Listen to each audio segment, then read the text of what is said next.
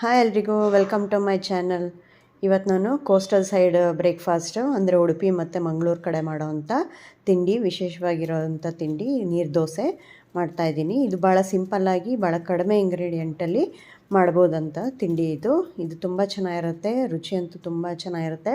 ಮತ್ತು ಮಾಡೋದಕ್ಕೂ ನಿಮಗೆ ಜಾಸ್ತಿ ಇಂಗ್ರೀಡಿಯೆಂಟ್ಸ್ ಬೇಕಾಗೋದೇ ಇಲ್ಲ. ಹೇಗೆ ಮಾಡೋದು ಅಂತ ಇವತ್ತು ನಾವು ತಿಳ್ಕೊಳ್ಳೋಣ. ಬನ್ನಿ ನನ್ನ ವೀಡಿಯೋನಲ್ಲಿ ಹೇಗೆ ಮಾಡೋದು ಅಂತ ತಿಳ್ಕೊಳ್ಳೋಣ. ಮೊದಲಿಗೆ ನಾನಿಲ್ಲಿ 2 ಲೋಟ ಅಕ್ಕಿ, ಸೋನಾ ಮಸೂರಿ ಅಕ್ಕಿನ ತೊಗೊಂಡಿದ್ದೀನಿ. ನೀವು ದೋಸೆ ಅಕ್ಕಿ ಕೂಡ ಹಾಕ್ಕೋಬೋದು. 2 ಲೋಟ ಅಕ್ಕಿನ ನಾನು ಚೆನ್ನಾಗಿ ನೀರಲ್ಲಿ 2 ಸತಿ ತೊಳ್ಕೊಳ್ತೀನಿ. ಚೆನ್ನಾಗಿ ನೀರಿನಲ್ಲಿ ಈಗ ಅಕ್ಕಿನೆಲ್ಲ ಚೆನ್ನಾಗಿ ಈ ಥರ ಕಿವುಚಿ ತೊಳ್ಕೊಬೇಕು. ಅದರಲ್ಲಿರೋ ಧೂಳೆಲ್ಲ ಏನಾದ್ರು ಇತ್ತು ಅಂದರೆ ಕ್ಲೀನ್ ಆಗಬೇಕು. ಮತ್ತು ಈ ಬಿಳಿಗೆ ಬರಬೇಕಲ್ವ ದೋಸೆ, ನೀರು ದೋಸೆ ಸಾಫ್ಟಾಗಿ ಚೆನ್ನಾಗಿ ಬರಬೇಕು ಅಂದರೆ ಚೆನ್ನಾಗಿ ತೊಳ್ಕೊಂಡು ಈಗ ನಾನು ಅಕ್ಕಿ ಮುಳುಗೋ ಅಷ್ಟು ನೀರನ್ನು ಹಾಕಿ ನೆನೆಯೋದಕ್ಕೆ ಇಡಬೇಕು. ಇದು ಸಾಮಾನ್ಯವಾಗಿ 4 ರಿಂದ 5 ಗಂಟೆ ನೆನೆಯೋದಕ್ಕೆ ಬಿಡಬೇಕು. ತುಂಬ ಏನು ಜಾಸ್ತಿ ನೆನೆಯೋದು ಬೇಕಿಲ್ಲ. 4 ಅವರ್ಸ್ ನೆಂದರೆ ಸಾಕು.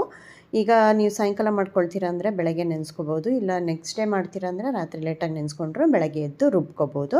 ಈಗ ನಾನು 4 ಅವರ್ಸ್ ನೆನೆಸಿದ್ದೀನಿ ಅಕ್ಕಿನ. ನೆನೆಸಿಟ್ಟಿರೋವಂಥ ಅಕ್ಕಿನ ನಾನು ಮಿಕ್ಸಿ ಜಾರ್ಗೆ ಹಾಕ್ಕೊಂಡು ರುಬ್ಕೊಳ್ತೀನಿ. ರುಬ್ಕೊಳ್ಳೋದು ಮೇಯ್ನ್ ಇದರಲ್ಲಿ ಇರೋದು ಏನಂತಂದರೆ ತುಂಬ ನೈಸ್ ಪೇಸ್ಟ್ ಥರ ರುಬ್ಕೋಬೇಕು, ಎಲ್ಲೂ ತರಿಯಾಗಿ ರುಬ್ಕೋಬಾರ್ದು.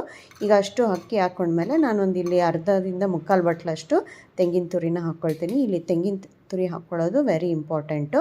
ಯಾಕೆಂದರೆ ಕೋಸ್ಟಲ್ ಸೈಡಲ್ಲೆಲ್ಲ ಎಲ್ಲ ಅಡುಗೆನೂ ತೆಂಗಿನ ಬೇಸ್ಡಲ್ಲಿ ಅಂದರೆ ಕಾಯಿ ಬೇಸಲ್ಲೇ ಮಾಡೋದು.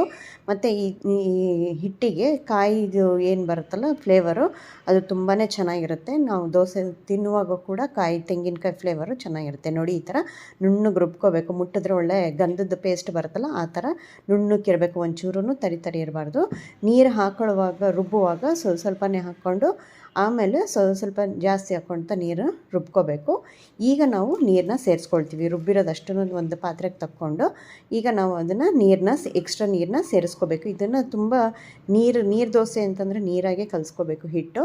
ಎಲ್ಲಿವರೆಗೂ ನೀರು ಹಾಕ್ಕೋಬೇಕು ಅಂತಂದರೆ ನೋಡಿ ಈ ಥರ ನಾವು ಸೌಟಲ್ಲಿ ಹಿಂಗೆ ಕೈ ಆಡ್ಬಿಟ್ಟು ಈ ಹಿಟ್ಟನ್ನು ಚೆನ್ನಾಗಿ ಮಿಕ್ಸ್ ಮಾಡಿದ್ರೆ ಸೌಟ್ ಮೇಲೆ ಈ ಥರ ಏನು ನಿಲ್ಲಬಾರ್ದು. ಇಲ್ಲಿ ಸ್ವಲ್ಪ ಇನ್ನೂ ಕಾಣಿಸ್ತದೆ ಹಿಟ್ಟು, ಇನ್ನು ಸ್ವಲ್ಪ ನೀರು ಸೇರಿಸ್ಬೋದು. ಈಗ ನೀರು ಸೇರಿಸಿದ್ಮೇಲೆ ನಾವು ಒಂದು ಸತಿ ಕೈ ಆಡ್ಬಿಟ್ಟು ಸೌಟ್ ಮೇಲೆ ಹೀಗೆ ಇಟ್ಟು ನಿಲ್ಲಿಸಿದಾಗ ಅದು ಹಿಟ್ಟು ಪೂರ್ತಿ ನಿಲ್ಲಬಾರ್ದು, ಅದು ಫುಲ್ ಹಿಂಗೆ ಜಾರ್ಕೊಂಡು ಬರುತ್ತೆ. ನೋಡಿ ಈ ಥರ ಟ್ರಾನ್ಸ್ಪರೆಂಟಾಗಿ ಕಾಣಿಸ್ಬೇಕು ಸೌಟು. ಸ್ಟೀಲ್ದೇನು ಸೌಟ್ ಕಾಣಿಸುತ್ತಲ್ಲ ಆ ಥರ ಕಾಣಿಸ್ಬೇಕು. ನೀರಾಗಿರಬೇಕು, ಒಂದು ನೀರನ್ನ ಎತ್ತಿ ಇಡೋ ಥರ ಆಗಿರಬೇಕು. ಅಲ್ಲಿಗೆ ನಮ್ಮ ದೋಸೆ ಬ್ಯಾಟರ್ ಕನ್ಸಿಸ್ಟೆನ್ಸಿ ಕರೆಕ್ಟಾಗಿದೆ ಅಂತ ಅರ್ಥ. ಈಗ ನಾವು ದೋಸೆ ಹಿಟ್ಟನ್ನು ರೆಡಿ ಮಾಡ್ಕೊಂಡಿದ್ದೀವಿ. ಇದನ್ನು ನಾವೇನು ಹುಳಿ ಬರ್ಸೋದು ಬೇಕಿಲ್ಲ, ಅಂದರೆ ಫರ್ಮೆಂಟ್ ಏನು ಮಾಡೋದು ಬೇಕಿಲ್ಲ. ಇಮಿಡಿಯೇಟಾಗಿ ಮಾಡ್ಬೋದಂಥ ದೋಸೆ ಇದು. ಭಾಳ ಬೇಗನೆ ಆಗುತ್ತೆ. ನೀವು ನೆನೆಸ್ಕೊಂಡಾಗೆಲ್ಲ ಮಾಡ್ಬೋದು, ಅಂದರೆ 4 ಅವರ್ಸ್ ನೆನೆಸ್ಕೊಂಡು ಮಾಡ್ಬೋದು. ಇನ್ಸ್ಟೆಂಟ್ ಕೂಡ ಮಾಡ್ಬೋದು, ಆದರೆ ಇದು ಅಥೆಂಟಿಕ್ ವೇ ಮಾಡೋದಿದು. ಆದರೆ ತೆಂಗಿನಕಾಯಿ ಹಾಕ್ಕೊಂಡು ರುಬ್ಬೋದು ಮಾತ್ರ ಮರಿಬಾರ್ದು. ಈಗ ರುಚಿಗೆ ತಕ್ಕಷ್ಟು ಉಪ್ಪನ್ನು ಹಾಕ್ಕೊಂಡು ಚೆನ್ನಾಗಿ ಹಿಟ್ಟನ್ನು ಕೈ ಆಡ್ಕೋಬೇಕು. ನೋಡಿದ್ರಲ್ಲ ಹಿಟ್ಟು ಹೇಗಿದೆ ಅಂತ ಆ ಥರ ಮಾಡಿಕೊಂಡು ಈಗ ಹಂಚು ಚೆನ್ನಾಗಿ ಕಾದಿರಬೇಕು. ಫುಲ್ ವಾಲ್ಯೂಮಲ್ಲಿ ಅಂದರೆ ಫುಲ್ ಫ್ಲೇಮ್ ಇಟ್ಕೊಂಡು ಚೆನ್ನಾಗಿ ಹಂಚು ಕಾದಿರಬೇಕು. ಇದಕ್ಕೆ ಮಾತ್ರ ಫುಲ್ ಫ್ಲೇಮಲ್ಲೇ ಹಾಕಬೇಕು ದೋಸೆ. ಫಸ್ಟು ಈರುಳ್ಳಿ ತುಂಡನ್ನು ತೊಗೊಂಡು ನಾನು ಚೆನ್ನಾಗಿ ಸ್ವಲ್ಪ ಎಣ್ಣೆ ಹಾಕ್ಕೊಂಡು ಹಂಚನ್ನು ಒರೆಸ್ಕೊಂಡು ನೀರು ದೋಸೆಗೆ ನಾವು ಹಿಟ್ಟನ್ನು ಯಾವಾಗಲೂ ನೀರು ಥರ ಹೀಗೆ ಹುಯ್ಬೇಕು, ಯಾವಾಗಲೂ ಸ್ಪ್ರೆಡ್ ಮಾಡಬೇಕು.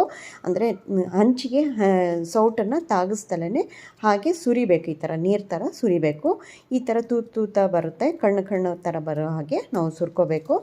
ನೋಡಿ ಈ ಥರ ಮಾಡಿಬಿಟ್ಟು ಆಮೇಲೆ ನಾನಿಲ್ಲಿ ಕೊಬ್ಬರಿ ಎಣ್ಣೆ ಹಾಕ್ತೀನಿ. ಕೊಬ್ಬರಿ ಎಣ್ಣೆ ಹಾಕಿದ್ರೇ ಆ ಫ್ಲೇವರ್ ಬರೋದು. ಬೇರೆ ಎಣ್ಣೆಗಿಂತ ಕೊಬ್ಬರಿ ಎಣ್ಣೆ ಹಾಕಿದ್ರೆ ಒಳ್ಳೆ ಫ್ಲೇವರ್ ಬರುತ್ತೆ. ಬಾಯೆಲ್ಲ ಕೊಬ್ಬರಿ ಎಣ್ಣೆ ಟೇಸ್ಟ್ ಬರುತ್ತೆ, ತುಂಬ ಚೆನ್ನಾಗಿರುತ್ತೆ. ತೆಂಗಿನಕಾಯಿ ತುರಿನೂ ಹಾಕಿರ್ತೀವಿ ಹಿಟ್ಟಿಗೆ, ಎಲ್ಲದೂ ಒಳ್ಳೆ ಪರಿಮಳ ಬರುತ್ತೆ, ತುಂಬ ಚೆನ್ನಾಗಿರುತ್ತೆ ರುಚಿ. ಆವಾಗಲೇ ನೀರು ದೋಸೆ ಫ್ಲೇವರ್, ಅಥೆಂಟಿಕ್ ನೀರು ದೋಸೆ ಟೇಸ್ಟು ನಿಮಗೆ ಸಿಗೋದು. ನೋಡಿ ಈಗ 2ನೇ ದೋಸೆ ಹಾಕ್ತಾಯಿದ್ದೀನಿ. ಆವಾಗಲೂ ಕೂಡ ಹಂಚು ತುಂಬ ಕಾದಿರಬೇಕು, ಫುಲ್ ಫ್ಲೇಮಲ್ಲಿ ಇರಬೇಕು. ಆಮೇಲೆ ನೀರು ಥರ ಹಿಟ್ಟನ್ನು ಹಿಂಗೆ ಹಾಕ್ಕೊಂಡು ಒಂದು ಸತಿ ನಾವು ಹಂಚನ್ನ ಈ ಕಡೆ ರೊಟೇಟ್ ಮಾಡ್ಕೋಬೇಕು. ಆವಾಗ ಎಲ್ಲ ಕಡೆ ದೋಸೆ ಹಿಟ್ಟು ಸ್ಪ್ರೆಡ್ ಆಗುತ್ತೆ. ಸೌಟಲ್ಲಿ ಮಾತ್ರ ಯಾವುದೇ ಕಾರಣಕ್ಕೂ ಹಿಟ್ಟನ್ನು ಸ್ಪ್ರೆಡ್ ಮಾಡೋಕ್ಕೆ ಹೋಗಬೇಡಿ. ಬರೀ ಹಂಚನ್ನೇ ನೀವು ಹೀಗೆ ರೊಟೇಟ್ ಮಾಡಿಕೊಂಡ್ರೆ ಎಲ್ಲೆಲ್ಲಿಗೆ ಹೋಗಬೇಕೋ ಆದಷ್ಟು ಪೂರ್ತಿ ಹಿಟ್ಟು ಹೋಗುತ್ತೆ. ಆಮೇಲೆ ನಾವು 2 ಸ್ಪೂನಷ್ಟು ತೆಂಗಿನ ಎಣ್ಣೆನ ಹಾಕ್ಕೊಂಡ್ರೆ ಒಂದು ಸತಿ ಇದನ್ನೇನು ಹಾಕೋದು ಬೇಕಾಗಿಲ್ಲ. ಲಿಡ್ಡನ್ನು ಮುಚ್ಚಿ 2 ನಿಮಿಷ ಬೇಯಿಸ್ಕೊಂಡ್ರೆ ಇದು ತೆಳ್ಳಗಿರೋ ಕಾರಣ ಬೇಗನೆ ಬೆಂದೋಗುತ್ತೆ. ನೋಡಿ ಈಗ ಮತ್ತೆ 3ನೇ ದೋಸೆ ಹಾಕ್ತಾಯಿದ್ದೀನಿ. ಈ ಥರ ಕಣ್ಣು ನೆಟ್ಟು ಥರ ಬರಬೇಕು ಇದು ಹಿಟ್ಟು ನಾವು ಹಿಂಗೆ ಹಾಕಿದಾಗ. ನೋಡಿ ತುಂಬ ಜಾಸ್ತಿ ಹಿಟ್ಟು ಬೇಕಾಗಲ್ಲ. ಒಂದು ಸೌಟು ಹಿಟ್ಟನ್ನು ಹಾಕ್ಕೊಂಡ್ರೆ ಎಲ್ಲ ಕಡೆ ನಾವು ಹಂಚಿನ ಎಲ್ಲ ಕಡೆನೂ ಸ್ಪ್ರೆಡ್ ಮಾಡಿಕೊಂಡ್ರೆ ಚೆನ್ನಾಗಿ ಬರುತ್ತೆ. ಆದರೆ ಹಂಚು ಫುಲ್ ಫ್ಲೇಮಲ್ಲಿ ಇರಬೇಕು, ಚೆನ್ನಾಗಿ ಕಾದಿರಬೇಕು. ಈಗ ಮತ್ತೆ ಕೊಬ್ಬರಿ ಎಣ್ಣೆನ ಹಾಕ್ಕೊಳ್ತೀವಿ. 2 ನಿಮಿಷ ಆದಮೇಲೆ ಮತ್ತೆ ಲಿಡ್ ಮುಚ್ಚಿ 2 ನಿಮಿಷ ಆದಮೇಲೆ ಹೀಗೆ ತಗೊಳ್ಬೇಕು. ನಿಮಗೆ ಫೋಲ್ಡ್ ಮಾಡೋದು ಕಷ್ಟ ಆಯಿತು, ಅದಕ್ಕೆ ತುಂಬ ಸಾಫ್ಟಾಗಿರುತ್ತೆ, ಕಷ್ಟ ಆಯಿತು ಅಂತಂದರೆ ಈ ಥರ ನಾವು ಚಿಬ್ಳ ತೊಗೊಳ್ತೀವಲ್ಲ, ಈ ಕೇನಿಂದು ಬುಟ್ಟಿದ್ದು ಚಿಬ್ಳ ಅಂತ ಸಿಗುತ್ತೆ ಅಂಗಡಿನಲ್ಲಿ, ಅದನ್ನು ತೊಗೊಂಡು ನೀವು ಅದ್ರ ಮೇಲೆ ಒಂದು ಸೈಡ್ ಹಿಂಗೆ ಹಾಕ್ಕೊಂಡು 2 ನಿಮಿಷ ಆದಮೇಲೆ ಫೋಲ್ಡ್ ಮಾಡ್ಕೋಬೇಕು. ಆವಾಗ ಅಂಟೋದಿಲ್ಲ ಅದು. ಹಾಗಾಗಿ ಅದ್ರ ಮೇಲೇ ಹಾಕ್ಕೊಳ್ಳೋ ಥರ ಅಭ್ಯಾಸ. ಇಲ್ಲಾಂದರೆ ಒಂದು ತಟ್ಟೆನೋ ಮೆಶ್ ಮೇಲೆ ಕೂಡ ಹಾಕ್ಕೋಬೋದು. 2 ನಿಮಿಷ ಆದಮೇಲೆ ನೀವು ಫೋಲ್ಡ್ ಮಾಡ್ಕೋಬೋದು. ನೋಡಿ ನಮ್ಮ ಸಾಫ್ಟಾಗಿ ಫ್ಲಫಿಯಾಗಿರೋವಂಥ ನೆಟ್ ಥರ ಬಂದಿರೋ ನೋಡಿ, ಅಲ್ಲೇ ತೂತ ಥರ ಬಂದಿದೆಯಲ್ಲ, ಅದು ನೆಟ್ ಥರ.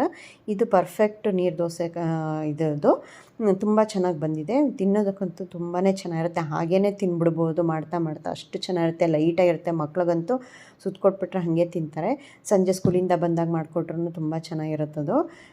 ಬೇರೆ ಈ ಥರ ಏನಾದರೂ ನೀವು ಚಟ್ನಿ, ಇದಕ್ಕೆ ಕಾಂಬಿನೇಷನ್, ಪರ್ಫೆಕ್ಟ್ ಕಾಂಬಿನೇಷನ್ ಅಂದರೆ ನೀರು ಚಟ್ನಿ ಮತ್ತು ಕಾಯಿ ಬೆಲ್ಲ ಸೂಪರಾಗಿರುತ್ತೆ ಫ್ಲೇವರ್, ಅದಕ್ಕೆ ಟೇಸ್ಟು ಕಾಂಬಿನೇಷನ್ನು. ಆಮೇಲೆ ಅದಕ್ಕೆ ನಾನು ಕಡಲೆಗಸಿ ಅಂತ ಮಾಡಿದ್ದೀನಿ, ಕಡಲೆಗಸಿ ಅಂತ. ಪಲ್ಯ ಬೇಕಾದರೆ ನೀವು ಬೇರೆ ಥರ ಈ ಗೀ ರೋಸ್ಟ್ಗಳು ಕೂಡ ಮಾಡ್ಕೋಬೋದು. ಈ ರೆಸಿಪಿ ಇಷ್ಟ ಆಗಿದ್ದರೆ ನೀವು ಒಂದ್ಸತಿ ಟ್ರೈ ಮಾಡಿ. ಈ ವಿಡಿಯೋಗೆ ಲೈಕ್ ಮಾಡಿ, ಶೇರ್ ಮಾಡಿ ಹಾಗೂ ಸಬ್ಸ್ಕ್ರೈಬ್ ಮಾಡಿ, ಬೆಲ್ ಐಕನ್ನ ಒತ್ತಿ. ಮತ್ತೆ ಮುಂದಿನ ವಿಡಿಯೋದಲ್ಲಿ ಸಿಗೋಣ. Thanks for watching.